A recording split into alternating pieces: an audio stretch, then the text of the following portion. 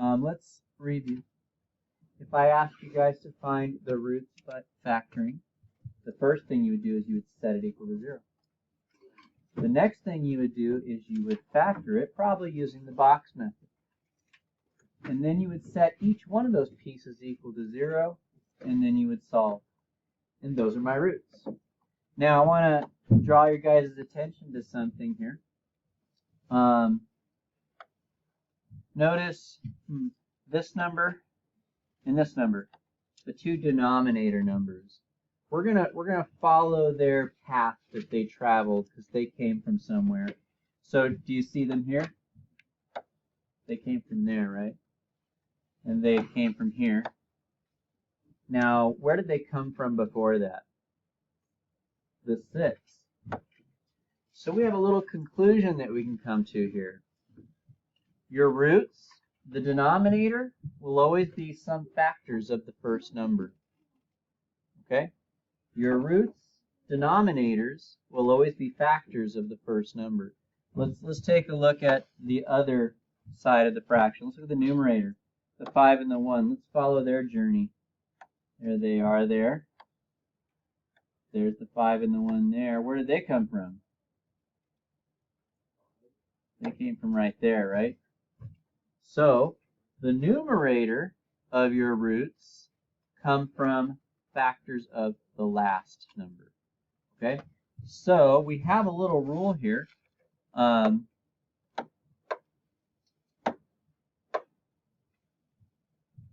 If there are any rational roots of a given polynomial, then they will consist of factors of the last term over factors of the first term. Now, this is only a way to guess at roots, okay? So let me back up again here. I started with the answer, so that makes it look easier. But let me get rid of this, and instead of factoring, let's just kind of go with that rule. What are two numbers that multiply to make 6? You guys know it's 2 and 3, right? And what are two numbers that multiply to make 5? 5 and 1. We have no idea how these fractions should be set up. It could be 5 over 2 and 1 over 3. Or it could be 5 over 3 and 1 over 2. We have no idea what they are. These are possibilities. So here we have factors of the last number. Here we have factors of the first number. We know that they make a fraction. Those give us roots.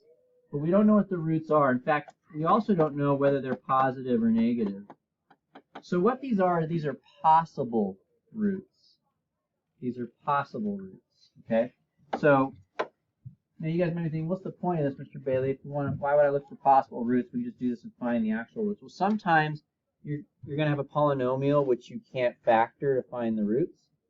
So instead we're going to have to use this little strategy where we look for the possible roots. Okay? So there's our little strategy here. So they're only possible roots. They don't give you the actual roots, but they're definitely possibilities. Now, you could tell which ones are the actual roots, and here's how. Back to this over here. What would happen if I took this x value here and I plugged it into the equation? It should equal 0. That was the whole point, right? So something about roots is that when you plug them in, it makes your polynomial equal 0. Okay? So we have a new strategy for finding roots now other than factoring. You can find your possible roots by making fractions out of this first and last number, and then plug them in until you find one that makes the polynomial equal 0, and you found a root that way. Okay? So there's our strategy. Since roots are where y equals 0, we can just plug in our roots, our possible roots, and see if they do in fact make the polynomial equal 0. If they do, then that's a root. So let me demonstrate this process to you guys a little bit here. Let's take a look at example 1. All right. So first of all, if I asked you guys to find the roots, you would probably think, well, let's just go ahead and use the box method, right? I'm going to tell you now the box method wouldn't work. Okay? You would not be able to get something out of it that works. Not all polynomials can be factored using the strategies that we've learned so far. So for this one, You can't solve the roots by factoring. You have to use this other strategy. So here's the strategy. First of all, we're going to list the factors of the last number. So what are the factors of the last number, 5? What divides into 5? There's only 2 possibilities, 5 and 1. Put a comma between them there. Now, what are the factors of the first number? There's 4 possibilities. What are they? 2 and 3 is one of them. What else? What else divides into 6? 6 and 1. All right, now, if you take the factors of the last and you make those a numerator and factors of the first and make those denominators, putting those together could be some possible roots. So for instance, 1 over 1. Let's reduce that. What's 1 over 1 simplify to? 1. That's a possible root. I'm not sure if it is a root, but it's possible. How about 1 over 2? What's another one? What do you think my next one's going to be? Yeah, 1 over 3. Another one. Okay, so that takes care of all the possibilities with 1 in the top, but we could also have 5 in the top, right? So we could also have 5 over 1, 5 over 2, 5 over 3, and 5 over 6.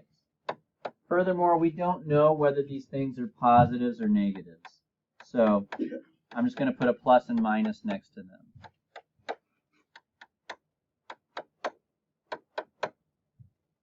All right.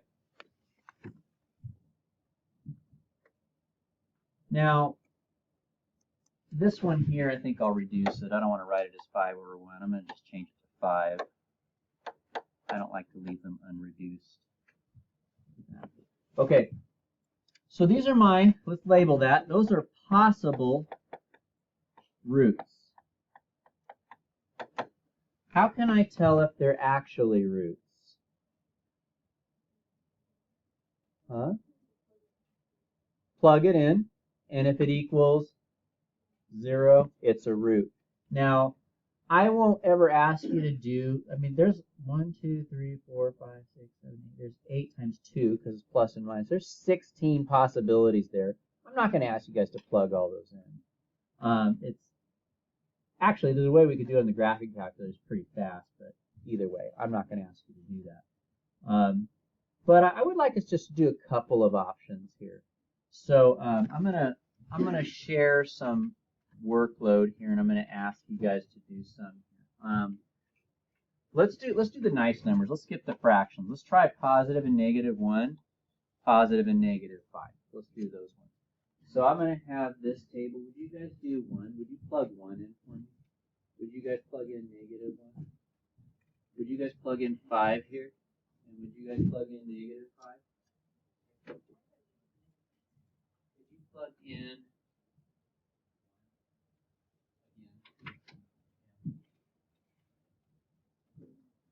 And would you guys plug in negative 1 here and see what you get for that negative 1? So we're all going to take turns plugging in one of these numbers. We'll see if someone hits the golden ticket.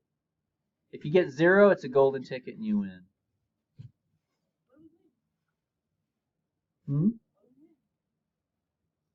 Bragging rights.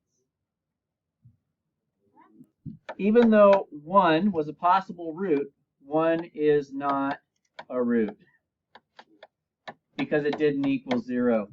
How about f of negative 1? Let's ask this group back here. What did you guys get? 18? So that's not a root either. Negative 1 is not a root.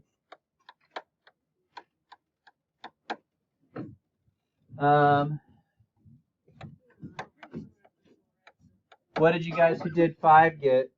Well, I think it was you guys here, right? What did you guys get for 5?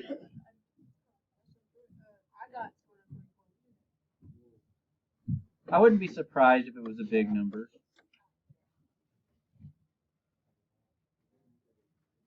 I'll let you guys continue thinking there, but let me jump back here. Dave and Hannah, what did your guys' group get for -5?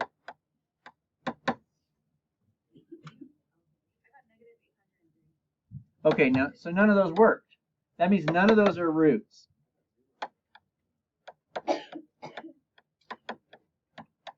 Now, since none of you guys got 0, I kind of sat up here and used my magical calculator skills to test some of the fraction ones, and I found one. So I don't care if you write all these down, but make sure you have at least one of these on your paper, and with the conclusion. So like maybe just write this one, because I want you guys to see on your notes when you look back later, I plugged in 1, I got -7, and therefore our conclusion is 1 is not a root. Now I'm going to show you one that is a root. F, and this I think you should also write down in your paper, f of 1/3 did come out to equal 0. And therefore,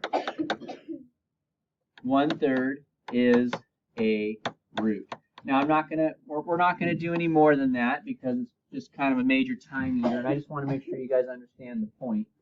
So the point is make a list of all your possibilities and plug them in.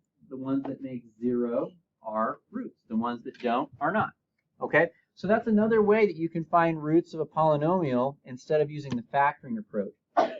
We're going to use this also for something else in a little bit.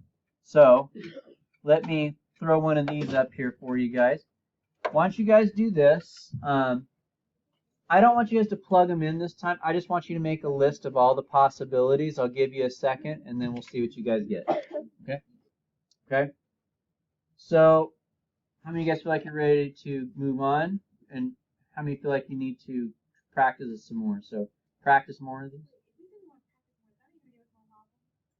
Another one to practice. And how many of you guys feel like you're ready to move on? Okay, we'll move on. Moving on. So that's the end of lesson 4.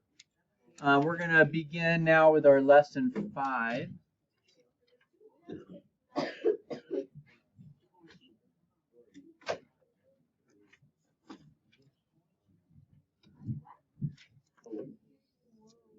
All right.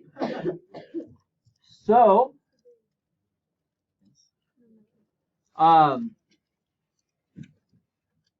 we are going to use the things that we just did now to factor polynomials that we wouldn't be able to factor usually. Okay. No, I'm teaching you. All right. So, I'm going to bring up another one of these, but it's for a different reason. It's the same thing. You have a polynomial. You set it equal to 0. You factor it and you solve, right? But I want to point out something else to you from this process.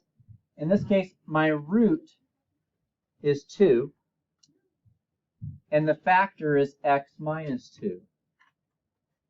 Or the x is negative, the root is -1, and the factor is x plus 1. So what kind of conclusion we come to? If I tell you the root is, like let's say I told you a root was 5, what was the factor that created that root? X minus 5, right? And what you guys just spoke there was called the factor theorem. It's a very simple theorem, but there it is. So let me kind of guide you through the thinking here. I'm going to give you guys a problem that looks like this. I think your mouth is a little bit much. Right. So if you take a look at this polynomial right here, there is no strategy that we could use to factor this.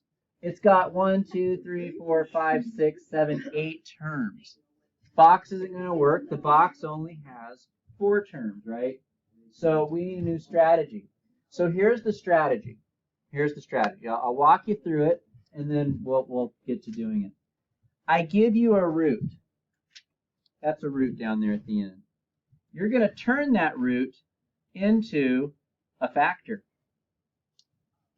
Then you're going to divide this polynomial by that root using synthetic division. After you do that, it's going to be a smaller polynomial that you'll be able to factor. Okay? Basically, factoring is just unmultiplying, right? Well, so is division. So dividing is actually another way to factor.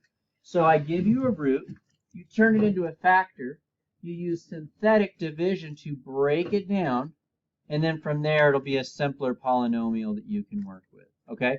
That's where we're going with this. So let me back up to where we were, though. So we talked about this, the factor theorem. If c is a root of a polynomial, then x minus c is a factor. Here's our process. Now, usually what I'm just going to give you a root today because I'm a nice guy. Unworthy of verbal assault from frequent complaints. I'm a nice person. I'm going to just give you a root. And you guys say, all right. So, but usually what a mathematician would have to do if they had a big old polynomial is they would first of all have to guess all the possible roots. They would have to plug them in until they found one that made 0, and then they could pick up where we're at. I'm going to give you guys a free pass on those first 2 steps, and I'm just going to tell you one of the roots up front. All right. So there, somebody did, and I appreciate that. All right. So here's our steps. We're going to take the root that I give you. You're going to turn it into a factor. Then you're going to use synthetic division to break down the polynomial. Then we'll use our old factoring methods to finish it off, and we should be able to solve the polynomial from there. So that's where we're going with this. So yes, this is very long. This is hard stuff. This is big boy math. That's what you guys signed up for when you took pre-calculus. If you wanted to be along with the regular group of people, you'd have been in Algebra 2 or in Geometry and just called it quits. But you signed up for big boy math. So here we go. Let's do some big boy math. All right. Use the factor theorem and synthetic division to find the roots of the polynomial. So here's that big old funky polynomial. So step 1, let's turn the root. I did this, I wrote it like, this is what it's going to look like on your homework, and I don't like how they did this. I wish they would label that as the root, but they don't. So I'm saying that's the root. Okay. So, killing me. All right. You're going to take the root and you're going to turn it into a factor. If the root is 2, what's the factor? Kind of. X minus 2, yeah. That's the factor theorem. Maybe if I were taking notes, I'd draw a line there and put factor theorem. Just so I know where that x minus 2 came from. It didn't pop out of thin air. It came from the factor theorem. Okay. Step 2, synthetic division. It's going to be a long one. First of all, do we have all of our powers? 7, 6, 5, 4, 3, 2. We do. Okay. I don't need any zeros. You got to watch out for that still.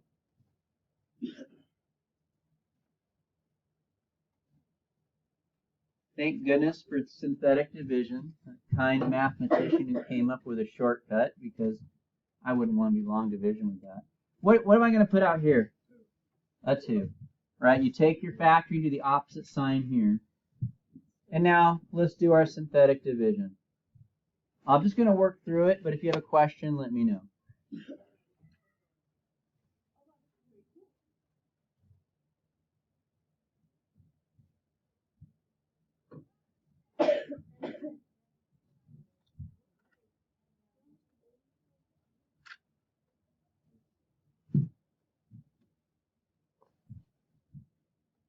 Slow down, Professor. So just so you guys know, when you're doing these problems, this should always happen. The remainder should be 0.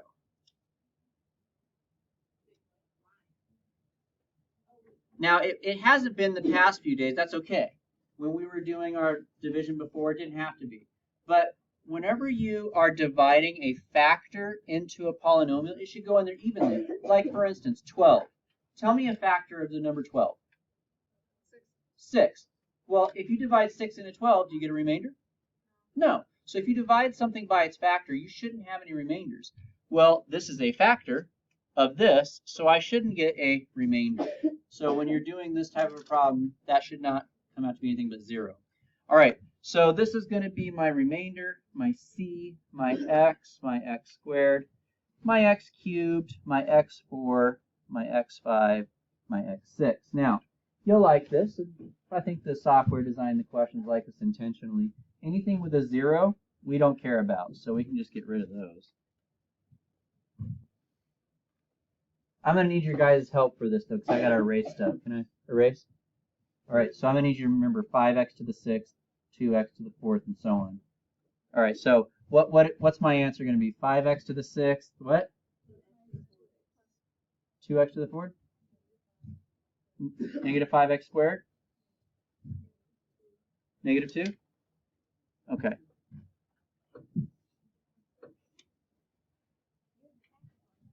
So I'm going to put my factor out here. Now, this is step 3. Oh, yeah. So you put your factor from step 1 here. You put your answer from step 2 here. Now, you guys agree, it's still not beautiful, but it's a lot smaller than that one, isn't it? Now, how many terms do I have? We have a strategy for that. What strategy? Box method. So that's step 4 then. We're going to factor it using our old strategies. So let's do it. Yes, these are long problems, so just buckle in and surrender to it, accept it, embrace it. All right, what goes up top here? 5x squared. How about the next spot? 2. How about this spot?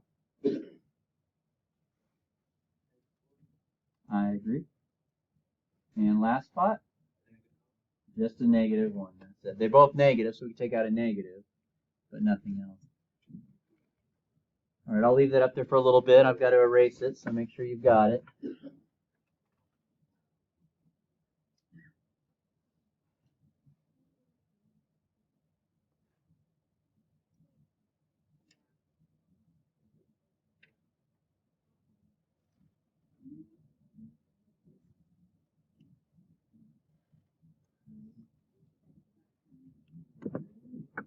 I've got to erase the 5x squared. I think I'll remember.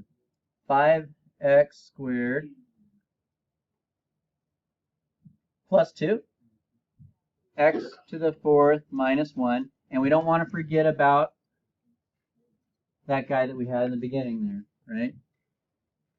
We'll make it equal 0 because we are trying to find roots. I forgot about that.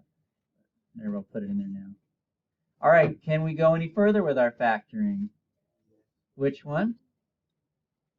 X to the 4th minus 1 is a difference of squares, right?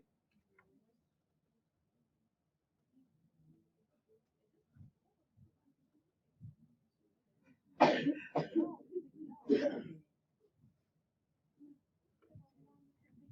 I done with my factoring? What else do I need to do? There's another difference of squares there, right? That's the last one, I promise, for the factoring. For the factoring. Just 20.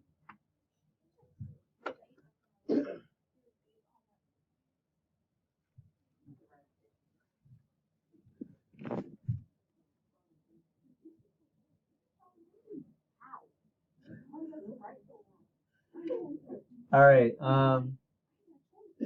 What's next, guys? Say what? That's fine. Set each factor equal to 0 and solve. My goodness. I know. Hannah, I think you need to, can you go run me an errand outside for about 20 minutes maybe? Okay, here we go. I don't enjoy it either, honestly, but I don't invent the curriculum, I just teach it. So.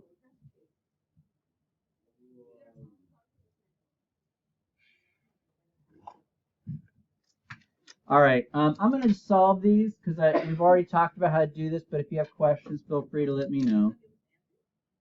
Well, I'm going to. So there's one of my roots, which is obvious because that's the one they told us in the beginning. So, but the other ones we didn't know.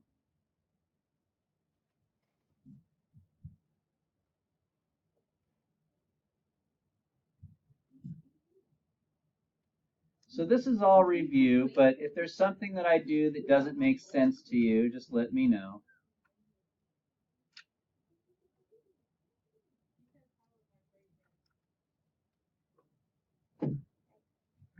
This one's going to be a little unfortunate.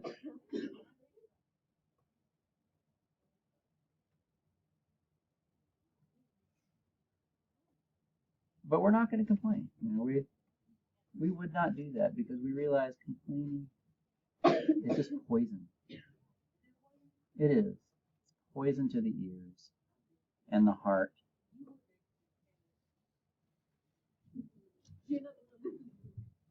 Yeah. You know, Hannah, I curse you. I curse you with children someday that will complain to you, and you will see the blessing that comes from incessant cursing and complaining.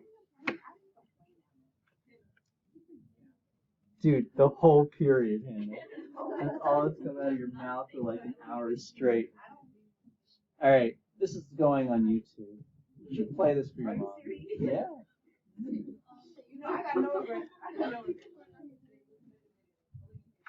See, now this is going to end up like on CNN or Fox News. It's going to be titled "The Horror of Teaching in Public Schools." That's what it's going to be.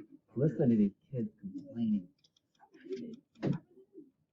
All right, so I'm going to give you guys a student. No, you guys are awesome. I'm very thankful I can teach